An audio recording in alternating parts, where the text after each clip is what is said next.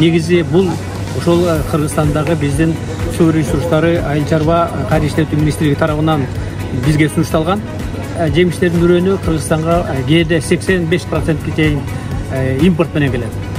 Биз эгерде тамак аш коопсуздугун камсыз кылыш үчүн сөзсүз түрдө үрөнчүлүктү колго алыш керек.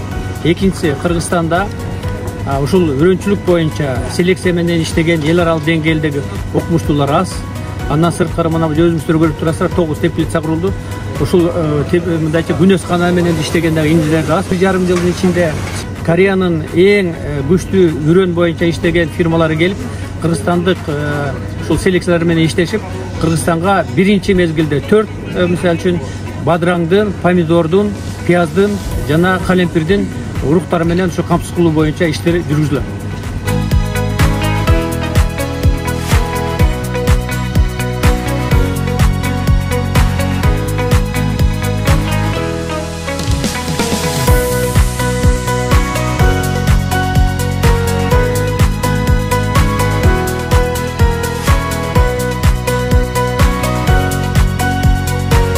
Эки факультет негизинен, бул жерде инженердик факультет жана ошондой эле агрономия факультетинин студенттери өзлөрүнүн мугалимдери менен, окумуштуулары менен селекциялык жумуштарды жана ошондой эле илимди ушул жерден чогуу алып барышат.